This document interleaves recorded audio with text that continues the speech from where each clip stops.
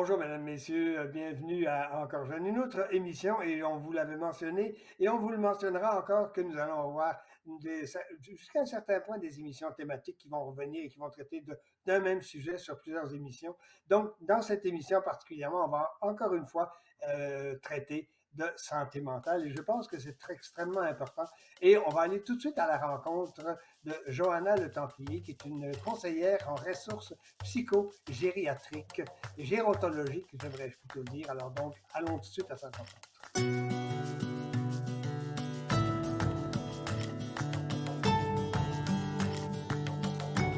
Johanna Le Templier, écoutez, j'ai envie de vous demander pour commencer, comment et pourquoi est-ce que vous avez plongé dans le monde de la psychogériatrie? Vous êtes toute jeune. Est-ce que par hasard les personnes aînées vous touchent plus particulièrement? Oui. Alors, j'ai fait mon entraînement comme infirmière. Et puis, quand que j'ai sorti de l'école comme infirmière, j'ai commencé ma carrière en gériatrie. Et puis, j'ai continué de là. J'aimais tellement travailler avec cette population euh, parce qu'il apporte quelque chose de très, très spécial, de très important dans la société. Puis, je crois sincèrement à l'importance de donner ces points-là à cette population-là comme ils nous ont donné. Euh, alors, oui, j'ai rentré là-dedans, j'ai pas sorti. Évidemment. Oui, on sent que, ne fût-ce que par le regard que vous jetez sur les gens, que ça vous touche particulièrement. Écoutez, on est évidemment ici pour parler de la santé mentale et évidemment, on sait que la santé mentale touche à la fois les jeunes, touche les plus jeunes même, et touche les gens d'âge moyen et aussi les aînés, évidemment. C'est très important. J'ai envie de vous demander, pour commencer, est-ce que la santé mentale est plus évidente dans les milieux résidentiels et dans les milieux, comment dirais-je, de maisons de retraite, par exemple, ou à la maison? Est-ce que c'est plus évident que, par exemple, dans d'autres milieux, comme le milieu du travail, ou je sais pas moi, l'hôpital, ou peu importe les autres milieux, mais dans ces deux milieux-là en particulier, est-ce que c'est plus évident? Je dirais pas que c'est plus évident. Je dirais qu'il y a surtout plus de barrières, il y a plus de choses à surmonter dans les maisons de retraite, surtout avec la période de COVID. Il y a eu plus de restrictions, par exemple. Il y a eu un manque de personnel. Ils ont eu un arrêt d'activité. Alors, surtout, ces impacts étaient beaucoup pour cette population-là qui vivent en maison de retraite. Mais je dirais pas que ça se fait plus évident. On a vu une augmentation dans le besoin pour les soins de santé mentale dans la communauté, dans les hôpitaux, vraiment répartis à travers la communauté. Un peu partout, oui, effectivement. Mais justement, par exemple, prenons deux exemples très simples. Le milieu des maisons de retraite, par exemple, bon, où les personnes âgées, les aînés, etc., se retrouvent pour la plupart, en tout cas, beaucoup plus nombreux que dans le milieu résidentiel. Est-ce que justement, le milieu des maisons de retraite favorise jusqu'à un certain point la solitude, favorise, comment je dirais, le fait d'être, de manquer d'indépendance, en d'autres mots, d'autonomie, en d'autres mots. Est-ce que justement ces facteurs-là qui font qu'on s'occupe de ces gens-là, ce qui est tout à fait normal, ça ne vient pas un peu contrecarrer le mouvement d'autonomie chez ces gens-là aussi, d'initiative, je sais pas moi, de se prendre en charge, même si la COVID, c'est pas drôle à vivre? C'est une très bonne question. Surtout, c'est une grosse étape à prendre dans la vie, dans une vie d'une personne âgée, de décider d'aller dans une maison de retraite. Ça vient avec, comme tu mentionnes, un manque de contrôle, peut-être un manque d'indépendance. C'est vraiment des sentiments très normaux à avoir. Par contre, il faut garder en tête des fois, c'est une opportunité pour certains gens qui sont plus indépendants d'accéder à un vie plus sociale avec des gens qui sont au même niveau de soins de jour, comme au niveau de dépendance. En temps normal, il y a beaucoup d'activités, il y a beaucoup il y a beaucoup d'opportunités pour eux d'entourer d'autres gens qui sont à la même étape de la vie que les autres. Avec la pandémie, ça a enlevé beaucoup de ce contrôle, beaucoup de cette indépendance-là que normalement ils auront dans une maison de retraite. Parce qu'il faut garder en tête aussi, il y a différents niveaux dans une maison de retraite. Certainement, il y a un côté indépendant, il y a aussi un côté dans la vie autonome, et puis aussi un côté peut-être unité pour soins de mémoire. Alors, il y a différents niveaux de dépendance, et puis comme une personne vieillit et puis a besoin de plus de soins, il est déjà dans un milieu dans ce étape-là de sa vie. On parle souvent que justement, les proches aidants ont été, bon, comment je dirais pas refusés, mais en tout cas, on a amoindri leur présence vis-à-vis des aînés. Les gens qui sont sur place, évidemment, les infirmières, bon, les préposés, etc., de soutien, les cuisiniers même, pourquoi pas, ont trouvé ça beaucoup plus difficile aussi de vivre et comment je dirais, d'assister à ce genre de situation-là. Est-ce qu'effectivement c'est le cas? En d'autres mots, là, par exemple, dans les maisons de retraite, on avait un double phénomène. On avait les aînés eux-mêmes, mais aussi les gens autour des aînés qui souffraient, entre guillemets, jusqu'à un certain point de santé mentale, parce que ça ne doit pas être toujours drôle chaque jour de voir les personnes aînées, par exemple, se retrouver toutes seules dans leur chambre pendant, je ne sais pas moi, 10-12 heures ou quelque chose de genre. C'est pas une situation très facile à vivre pour non plus ceux qui s'en occupent, non? Absolument, absolument. Surtout avec le manque de personnel ici, je sais au début de la pandémie, on fait tout dans leur pouvoir pour essayer de garder les résidents en sécurité, c'est sûr, en limitant les visitations et puis en gardant plus de l'isolement. Malheureusement, c'est nécessaire, mais c'est endommageant pour la santé mentale, c'est sûr. J'ai vu beaucoup qui ont essayé de faire des programmes virtuels ou d'essayer de faire ces connexions-là pour les résidents avec leur famille par moyens virtuels ou bien par lettres ou bien par d'autres moyens.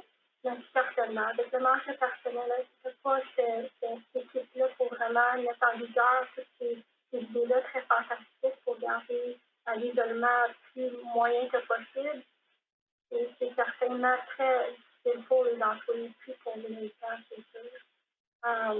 Absolument. Je pense que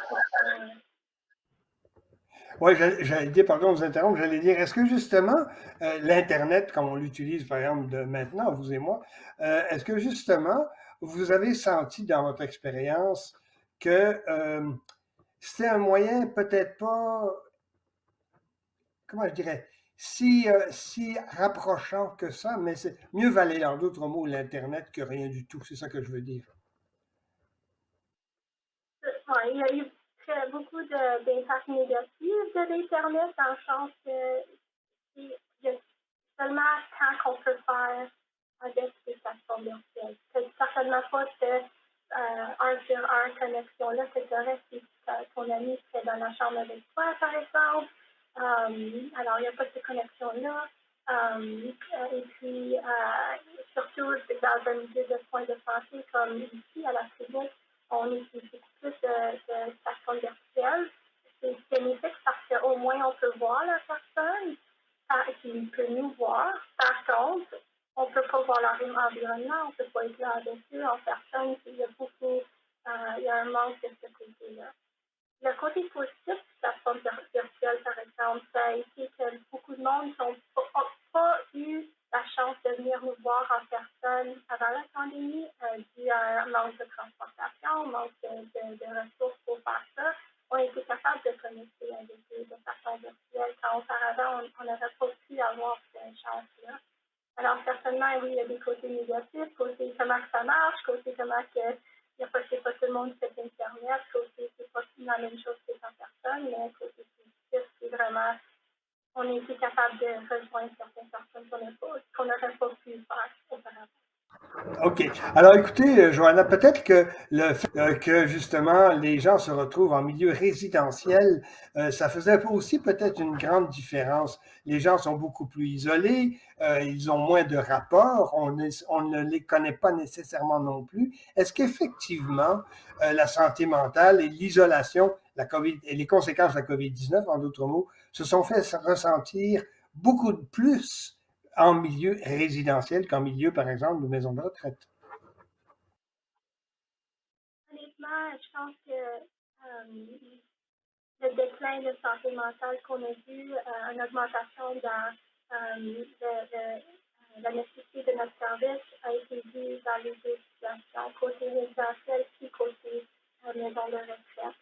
Je pense que les deux vivent des difficultés très différentes d'une part, mais très familier, où il y a beaucoup d'isolement, il y a un certain support, il y a un certain, c'est des voisins qui viennent regarder sur leurs voisins isolés, même pas dans les maisons de retraite, qui ont le personnel pour rencontrer leurs besoins.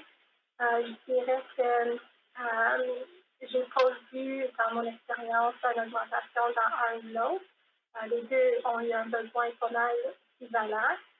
Mais ça a été vraiment intéressant de voir le montant de support que le monde, les aînés dans les situations résidentielles chez eux, le montant de support qu'ils ont pu recevoir côté centre communautaire, en délivrant des repas, par exemple, des voisins qui délivrent des outils, ou bien des ressources communautaires, côté même leur GP, leur médecin de famille, excuse-moi mon français.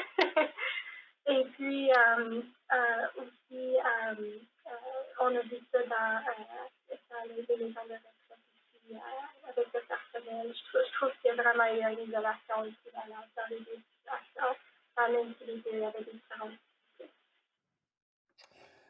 On va y revenir parce que c'est une question que je trouve passablement importante. C'est la question de la culpabilité, mais en un mot, parce qu'on va bientôt aller à la pause, mais en un mot, est-ce qu'on se sent encore et toujours devant ces situations-là, que ce soit en milieu résidentiel ou en maison de retraite, est-ce qu'on se sent un peu coupable, même si c'est pas notre faute?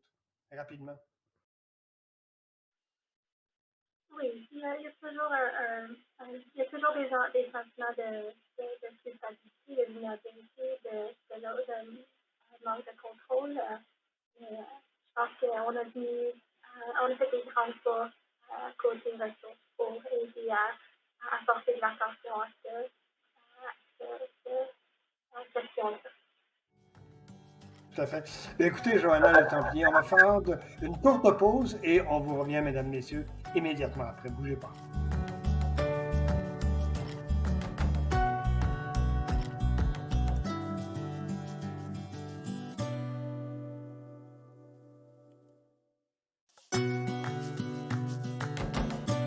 Alors, de retour, donc, à Encore jeune, toujours avec Johanna Le Templier. Johanna, je veux aborder aussi un aspect, même si on parle de santé mentale, je pense que la santé mentale est liée intimement avec l'activité physique. Quand on fait l'exercice, on se libère, on ne pense pas à tous nos petits problèmes, on ne pense pas à ceux qui nous manquent ou à ceux qu'on n'a pas vus hier ou avant-hier. On est actif jusqu'à un certain point. J'aimerais vous entendre là-dessus, justement, sur les conséquences positives, cette fois-ci évidemment, de la COVID-19 et aussi justement de la santé mentale, face à la santé mentale, l'activité physique, quelle qu'elle soit, que ce soit la marche, la course, peu importe, le cricket, jouer aux cartes, bon, peu importe, je pense que ça fait beaucoup de bien, n'est-ce pas? Absolument. Je suis entièrement d'accord avec toi. C'est un très bon point. L'activité physique est tellement important pour la santé mentale, entre autres choses, certainement, mais c'est un gros point. Je peux comprendre que pour personnes âgées, l'activité physique, ça peut être difficile, surtout avec le temps plus froid, il y a un temps de tomber, des douleurs, un baisse d'énergie. C'est tous des facteurs à considérer. Mais juste faire circuler le sang, juste bouger, tel que ton corps te dit de bouger, c'est très important. Tu peux faire ça en juste 5 minutes, prendre une marche de 5 minutes, commencer très petit, augmenter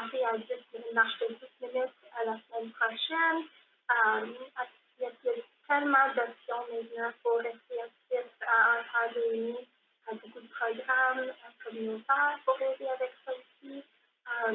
Mais une des meilleurs conseils que je peux donner, en fait, de commencer des actifs et puis de rester actif, c'est de se faire un ami qui pourrait t'aider dans ce cheminement-là, qui pourrait être actif avec toi. Puis vous êtes dans cette étape-là ensemble.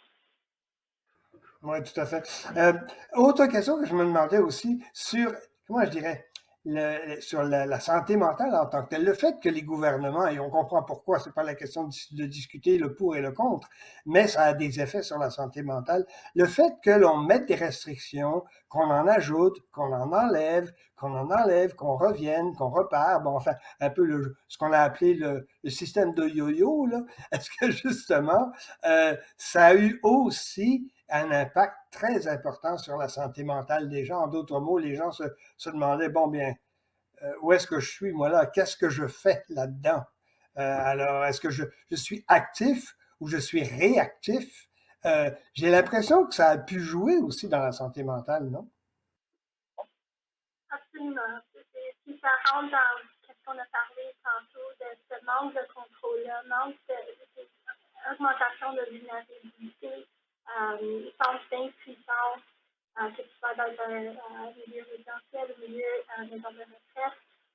Ça peut être très difficile d'accéder à des informations à jour par rapport à ce qui se passe. Alors, c'est toutes les choses qui causent la confusion, l'anxiété, qu'est-ce qui va se passer prochainement, comment ça va m'affecter. Absolument. Je suis entièrement d'accord que ça a un effet sur la santé mentale. C'est tout à fait normal. L'affaire à garder en tête, c'est prendre une respiration profonde.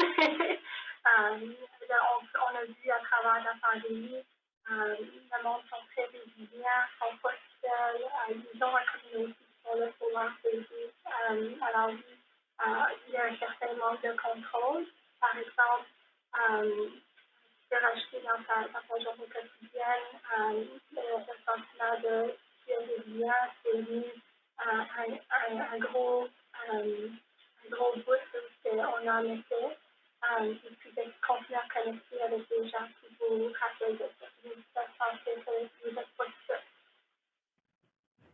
Est-ce qu'on peut dire aussi que le rythme de vie des gens, bon, durant la COVID-19, bien sûr, et la pandémie, on a dû ralentir un peu notre rythme de vie. Je pense que ça, c'était inévitable, de force, de gré ou de force, comme on dit, c'était inévitable. Est-ce que justement, ce mouvement de ralentissement a permis à certaines gens, et peut-être aussi aux traitantes, comme vous, les infirmières, par exemple, ou les gens en ressources psychogériatriques, justement, ce mouvement de ralentissement, vous l'avez, un, senti, et deux, qu'est-ce que ça a forcé les gens à faire? Est-ce que les gens se sont, comment dirais-je, retournés vers eux autres, ont fait ressortir leurs valeurs de base, se sont ramenés, si vous voulez, sur ce genre de, de, de, de, de, de, de comment je dirais, de valeurs de base, etc. On va commencer par les gens qui les ont traités. Est-ce que vous avez senti justement que le rythme, le ralentissement a agi beaucoup sur la santé mentale? Après ça, on parlera des aînés. Côté dans mon travail, personnellement, les choses ont vraiment pas ralenti. Le monde a besoin de nos services encore plus qu'auparavant et on est un service essentiel. Ça n'a pas ralenti de notre côté santé, côté infirmière, côté gérontologie. Mais pour nos clients, certains ont vu ce ralentissement-là dans beaucoup plus de temps à réfléchir à ce qui est important pour eux, les choses que peut-être qu'il y avait un focus dessus avant la pandémie, c'est peut-être un petit peu moins important. Ça a vraiment ramené un focus sur leur famille, sur leur bien-être, sur une reconnexion avec leur environnement et puis la nature pour certains. Alors oui, on a vu ça certainement. Mm. Quand on est dans une situation comme on a connu, parce qu'on n'en est pas encore sorti de cette situation-là, il faut être réaliste. On va peut-être apprendre à vivre avec le virus, je veux bien, mais on n'est quand même pas sorti de cette situation-là.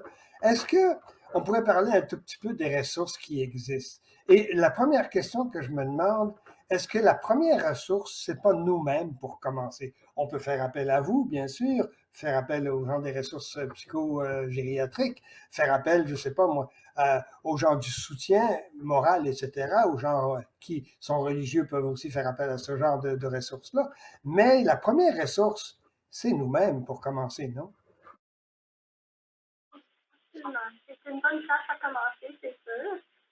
Si tu commences à avoir des sentiments qui sont tout à fait normaux d'anxiété, de peur, il y a toujours des manières de promouvoir la santé mentale, de prévenir qu'on tombe dans une situation où on a besoin de d'aide, comme avoir une routine quotidienne très régulière, même avec la pandémie. On peut être, on peut être envisagé de peut-être pas s'habiller le matin, il faut avoir les repas au même heure de jour, des choses de même. C'est tellement important de garder cette routine-là, de garder un cycle normal, laisser la lumière entrer durant la jour dans votre maison, dans votre milieu. Le vitamine D, c'est tellement important pour se sentir bien, surtout dans l'hiver. Alors oui, il y a des choses très simples qu'on peut commencer à intégrer dans notre vie quotidienne pour promouvoir la santé mentale.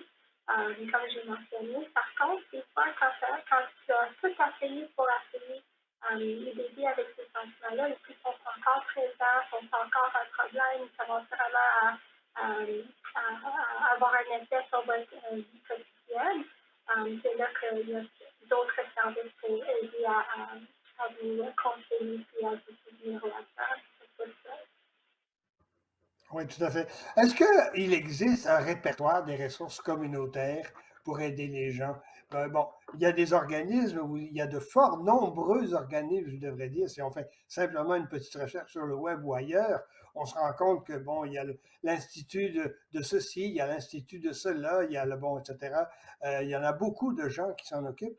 Est-ce que, il existe un répertoire ou centralisé de toutes ces ressources-là, ou est-ce que les gens sont obligés, si je peux dire, d'aller bon, de la lettre A à la lettre Z, et puis là, de regarder, bon, qu'est-ce qui est santé mentale, psychothérapie, gérothérapie, gérontologie, bon, etc., etc. Parlez-moi un tout petit peu, justement, de cette organisation autour des clients ou autour des gens qui souffrent de santé mentale. C'est une très bonne question. Il y a beaucoup, beaucoup de ressources qui sont disponibles, mais c'est pas toujours évident où aller les chercher, c'est sûr. C'est une grosse partie de mon rôle en tant que gestionnaire de cas aussi. Alors, en tant que répertoire centralisé, il n'y en a pas malheureusement. Par contre, sur notre site web à jccso.com, tu peux trouver sur ressources patient et famille, on a fait un document PDF que tu peux imprimer avec toutes différentes ressources côté santé mentale, côté activité virtuelle ou autre, côté pour membres de famille, proches aidants, puis côté alimentation. Alors, c'est à peu près 2 pages avec toutes les ressources mises à jour dans la communauté à Ottawa pour rencontrer vos besoins spécifiques. Et puis, il y a d'autres endroits aussi, des centres communautaires. Si tu veux avoir un petit peu d'aide à naviguer le système, je dirais la meilleure place à commencer, ça serait ton médecin de famille. Si tu as besoin d'un spécialiste, c'est la meilleure pour te guider ça. Mais aussi pour se référer à des centres communautaires. Et je suis d'accord avec vous et je pense que les gens devraient commencer, c'est peut-être un excellent conseil, de commencer justement par les centres connus, si je peux dire. Bruyère, par exemple, le centre Pauline Charon, bon, Retraite en Action. Souvent, ces organismes-là qui sont très, très proches des gens sont en même temps de très, très bons diffuseurs de ressources. Est-ce que ma perception est exacte? Absolument, oui, absolument. Retraite en action, c'est un centre communautaire qui a beaucoup d'activités d'opportunités de bien-être à ses membres. Il y a aussi des ressources gratuites ici. Un autre centre communautaire francophone, c'est RAFO, Rendez-vous des amis francophones d'Ottawa. Ils sont aussi très similaires à Retraite en action. Ils offrent des programmations virtuelles, téléphone pour les contrer l'isolement social. Et puis aussi, il y a le centre GUID à Ottawa qui fait partie de Connaissance Montfort. Eux autres peut s'approcher envers eux et puis ils peuvent se diriger dans la bonne direction côté ressources. Ils ont un répertoire de ressources très élaboré. Alors, c'est des bons places à commencer, c'est sûr. Je retiens finalement de cette entrevue, Johanna Le Templier, c'est que les gens ne doivent pas oublier et perdre de vue qu'ils ont à se prendre en charge, eux, pour commencer. Et ensuite de ça, je pense que la société, les organismes qui nous entourent vont justement pouvoir nous aider ou vont pouvoir les aider, pardon, à s'assumer et évidemment à avoir une meilleure santé mentale. Joanne Le Templier, un grand merci de votre collaboration à Encore Jeune. Ça a été fort éclairant. Merci énormément et au plaisir de se reparler très bientôt et bonne suite des choses. Merci beaucoup, ça fait un plaisir. Voilà, mesdames, messieurs, donc pour cette émission consacrée à la santé mentale, on a tenté de faire et de circonscrire la chose, ce qui n'est pas nécessairement très aisé, vous en conviendrez, mais au moins, en écoutant cette émission, vous savez quoi faire et où vous diriger. Et je pense que ça, c'était évidemment le but premier. Après ça, la suite, ça dépend de vous, bien entendu. Je vous donne rendez-vous donc à une prochaine édition d'Encore Jeune. Merci et à la prochaine.